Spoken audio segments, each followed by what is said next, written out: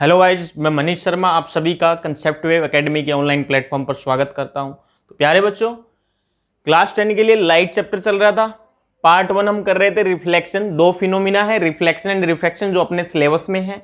Reflection के 4 lecture हो चुके हैं रिफ्लेक्शन के। ये 5th लेक्चर है रिफ्लेक्शन का। जिसने पिछली वीडियोज नहीं देखी, पहले वो वीडियोज देखे, चारों वीडियोज देखे, उसके बाद ही ये लेक्चर अटेंड करे, नहीं तो कुछ भी समझ नहीं आने वाला। तो पिछली 4 क्लासेज में हम कहां तक बात कर चुके हैं? हमने पिछले लेक्चर में बात की थी image formation by concave and convex mirror. ठीक है, कनकेव मिरर के यूज भी हमने पढ़े थे कि कनकेव मिरर कहां यूज होता है, जबकि कन्वेक्स मिरर के यूज नहीं पढ़ पाए थे पिछली क्लास में, तो उनके बारे में आज बात करते हैं हम। ठीक है, तो यूजेज ऑफ कन्वेक्स मिरर सभी लिखेंगे। यूजेज ऑफ कन्वेक्स मिरर, ध्यान से समझना, uses of convex mirror. Convex mirror के यूज कहां होते हैं? बोलिए, कहां होते हैं? देखिए, जो आप गाड़ी में जो पीछे देखने के लिए, बैक देखने के लिए जो मिरर होता है, रियर व्यू मिरर जिसको बोलते हैं, बैक का व्यू देखने के लिए, पीछे रोड पे क्या आ रहा है क्या नहीं, बाइक चलाते तो भी मिरर होता है, गाड़ी में मिरर होता है, तो वो कन्वेक्स मिरर होता है। सर, कन्वेक्स मिरर की जरूरत क्यों पड़ी वहां पे?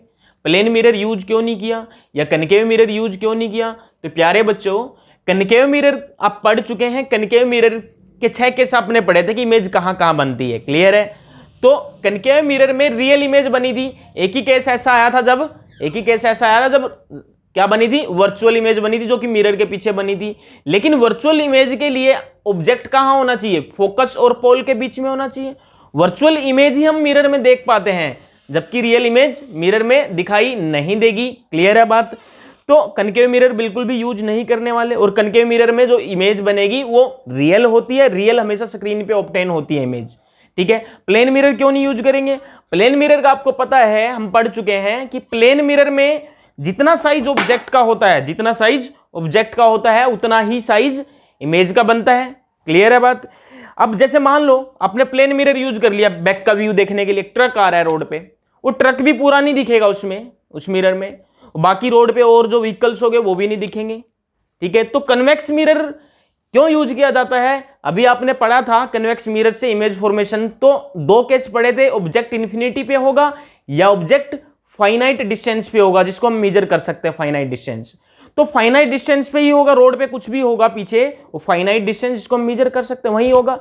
तो इमेज कैसी बनी थी? छोटी इमेज बनी थी। तो छोटी इमेज बनने का फायदा क्या होगा कन्वेक्स मिरर में? अब जितने भी ऑब्जेक्ट जो रोड पे हैं, पूरे रोड पे हैं, साइकिल आ रही है, बाइक आ रही है, गाड़ी आ रही है, ट्रक आ रहा है, तो सारे के सारे उसमें इमेज दिख जाएगी उस मिरर में, क्योंकि सबकी छोटी छोटी इमेज बनेगी, सारा जो पीछे का व्यू सारा कवर हो जाएगा। तो सबसे बड़ा बेनिफिट ये है rear view mirror, convex mirror use करने का। ठीक है, तो पहला यूज आप लिखेंगे, it is used as rear view mirror. क्या बोला बेटे मैंने? रियर व्यू मिरर जो होता है, रियर व्यू मिरर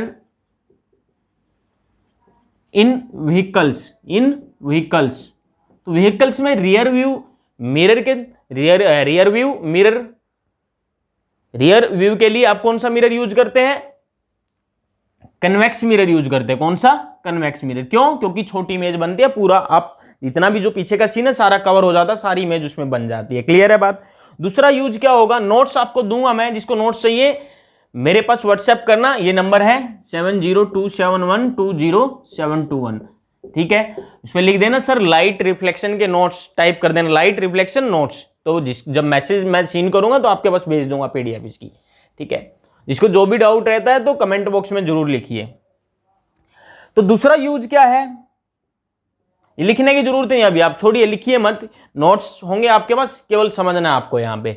दूसरा जो है, जो स्ट्रीट लाइट जो होती है, स्ट्रीट लाइट, अब स्ट्रीट लाइट जो होती है उसका क्या पर्पज होता है? कि पूरी स्ट्रीट में लाइट फैले। क्या करे? पूरी स्ट्रीट में लाइट फैले। तो कन्वेक्स मिरर हम यूज करते हैं, तो लाइट रे आती है, बोलो किधर से आएगी? बल्ब से आएगी। मान लो बल्ब से आई, लाइट रे आई तो क्या होगी? या फिर इस तरीके से बना सकते हैं इसको, लाइट रे को क्या करता है? लाइट रे को क्या करता है? डाइवर्ज करता है। कन्वेक्स मिरर क्या करता है? लाइट रे को डाइवर्ज करता है, फैलाता है। आपको लाइट को फैलाना ही तो है, डाइवर्ज ही तो कराना है, तभी तो आप पूरी स्ट्रीट का व्यू देख पाएंगे। ठीक है, जबकि कन्वेक्स मिरर क्या करता था? एक बीम, पैरेलल बीम को क्या करता था? वो कन्वर्ज करता था लाइट को किसी पर्टिकुलर सीधा बीम बनाता था, वो पैरेलल बीम बनाता था। क्लियर है बात? तो ये दोनों यूज हमने पढ़ लिए यहां पे कन्वेक्स मिरर के। अब अगला जो टॉपिक है वो है साइन कन्वेंशन। क्या है? Sign convention.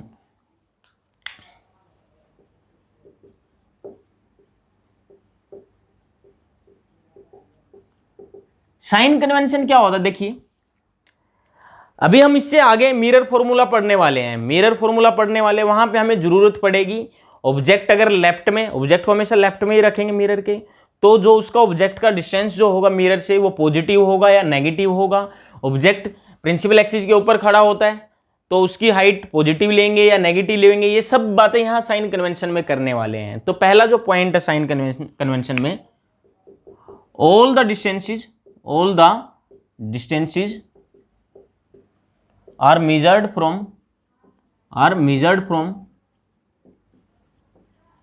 पोल। कहां से मेजर करेंगे? पोल से मेजर करेंगे। ये बना दिया हमने मिरर, ये पोल हो गया भाई। क्या हो गया? पोल से मेजर करेंगे प्रिंसिपल एक्सिस आपका। ठीक है, मैंने लिखा पोल के लेफ्ट में जो डिस्टेंस होंगे वो कैसे होंगे? नेगेटिव। क्या होंगे? नेगेटिव। पोल के लेफ्ट में अगर आप आएंगे तो डिस्टेंस कैसा होगा? नेगेटिव। और पोल के राइट में अगर आप जाएंगे तो डिस्टेंस कैसा होगा? पॉजिटिव। पोल के राइट में डिस्टेंस क्या लेंगे हम?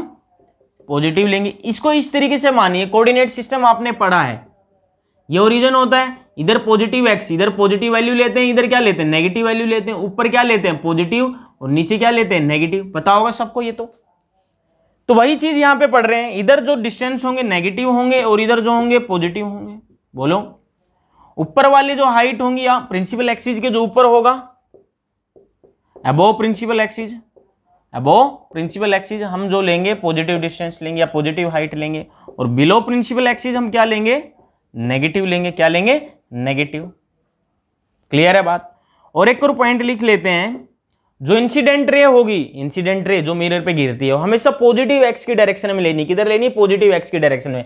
जैसे लाइट रे आई मिरर पे गिरी, किधर लिया आपने? ये किधर जा रही है? पॉजिटिव एक्स डायरेक्शन में जा रही है। तो incident ray is taken along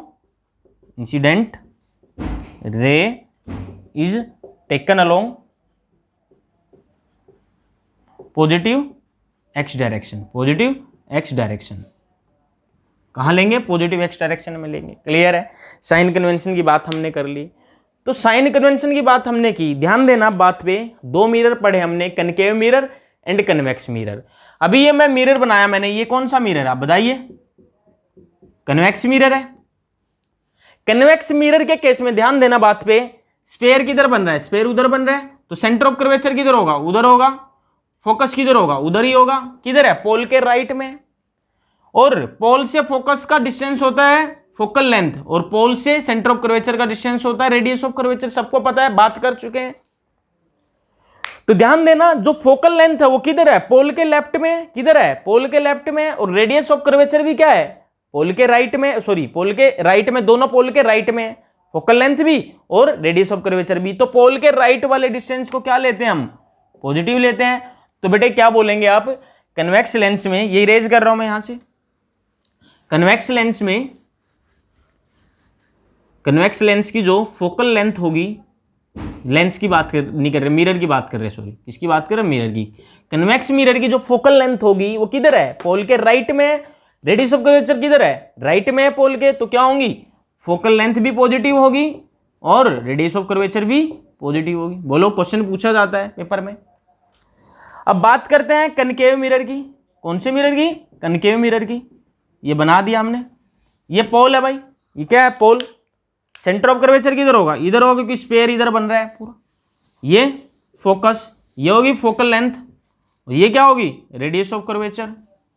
ये सेंटर ऑफ कर्वेचर था। ये किधर है? पोल के लेफ्ट में। और पोल के लेफ्ट वाले डिस्टेंस क्या लेते हैं हम? बोलो, नेगेटिव। कनकेव मिरर में जो फोकल लेंथ है पोल के लेफ्ट में, तो नेगेटिव लेंगे। रेडियस ऑफ कर्वेचर भी लेफ्ट में, नेगेटिव लेंगे। बोलो, बात आ रही है समझ में? कोई दिक्कत तो नहीं है? चलें आगे। चलो, अब मिरर फॉर्मूला की बात कर ली जाती है। लास्ट टॉपिक है रिफ्लेक्शन का, मिरर फॉर्मूला। क्या है? Mirror formula. फिर अगले रिफ्रैक्शन में हम लेंस फॉर्मूला भी पढ़ने वाले हैं। तो तो मिरर फॉर्मूला क्या है, ध्यान देना सभी। मिरर फॉर्मूला, मिरर फॉर्मूला क्या है, ध्यान देना बात पे। अब मैं एक मिरर यहां पे बना रहा हूं, क्या बना रहा हूं, एक मिरर मैंने बनाया यहां पे, ध्यान देना, बस समझना है सबको, नोट्स में सब लिखा हुआ है, बस समझना आपने। ये मैंने बना दिया कन्वेक्स मिरर। कौन सा, कन्वेक्स मिरर। ये भाई हो गया प्रिंसिपल एक्सिस, ये क्या हो गया, प्रिंसिपल, ये सेंटर ऑफ कर्वेचर है, ये क्या है, फोकस है इधर, ये क्या है, प्रिंसिपल एक्सिस है आपका, ये है पोल, ठीक है। अब मान लो ऑब्जेक्ट यहां रखा है, कहां रखा है, यहां रखा है ऑब्जेक्ट। ऑब्जेक्ट का जो डिस्टेंस है पोल से, उसको हम यू से लिखते हैं, किससे लिखते हैं, यू से लिखते हैं। इमेज मान लो कहां बन रही है, इमेज यहां बन रही है, कहां बन रही है, यहां बन रही है, कहां बन रही है, यहां बन रही है। चलो एक बात बताइए, कन्वेक्स मिरर में जो इमेज बनती है वर्चुअल बनती है, और वर्चुअल इमेज हमेशा कैसी होती है, इरेक्ट, मतलब सीधी होती है। तो किधर बन रही है, पीछे बन रही है, तो सीधी ही होगी, बोलो, यहां बन रही है भाई, ठीक है। इस डिस्टेंस को हमने बोल दिया v, क्या बोल दिया, v। तो ऑब्जेक्ट डिस्टेंस को हम मेजर करेंगे, ऑब्जेक्ट डिस्टेंस को हम लिखेंगे u से, किससे लिखेंगे, u से, स्मॉल u से लिखा। इमेज डिस्टेंस को हम लिखेंगे u से, किससे, v से लिखेंगे। फोकल लेंथ को हम स्मॉल f से लिखते हैं। तो मिरर फॉर्मूला क्या है, object distance from the pole, image distance from the pole and focal length जो है मिरर की, इन तीनों के बीच की रिलेशन है, इन तीनों के बीच की रिलेशन है। तो कैसे लिखते हैं, 1/v plus 1/u equal to 1/f। ये आपका मिरर फॉर्मूला है, क्या है, मिरर फॉर्मूला। लेंस फॉर्मूला में बस यहाँ पे माइनस आ जाएगा, इतना सा डिफरेंस है, 1/v minus 1/u equal to 1/f। Clear है। एक छोटी सी टर्म और रहती है मैग्निफिकेशन, क्या, मैग्निफिकेशन। मैग्निफिकेशन क्या है, ये स्मॉल m से डिनोट करते हैं, ये है height of image upon height of object. क्या बोला मैंने, हाइट ऑफ इमेज और हाइट ऑफ ऑब्जेक्ट की रेशो है, ठीक है। अगर ये वैल्यू मान लो, ध्यान देना बात पे, अगर हाइट इमेज की क्या आई है, ऑब्जेक्ट की हाइट से ज्यादा आई है, तो ये वैल्यू क्या होगी, ग्रेटर देन 1 होगी। अगर ऊपर वाली वैल्यू बड़ी है, नीचे वाली छोटी है, तो m की वैल्यू क्या होगी, ग्रेटर देन 1, बोलो। और इसको फॉर्मूला को -v/u, ये फॉर्मूला लिख लीजिए पहले तो।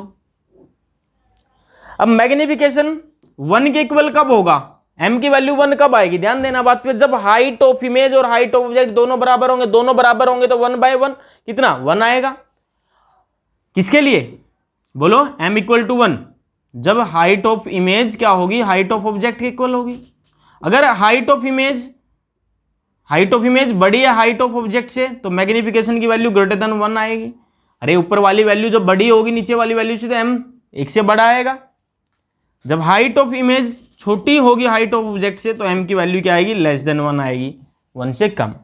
तो ये सब था रिफ्लेक्शन में, इतना कंप्लीट हो चुका है रिफ्लेक्शन। अब अगली जो क्लास होगी हम रिफ्रैक्शन शुरू करेंगे। रिफ्रैक्शन के बारे में मैं बता चुका हूं इंट्रोडक्टरी लेक्चर में, पहले लेक्चर में, कि रिफ्लेक्शन और रिफ्रैक्शन में क्या डिफरेंस होता है।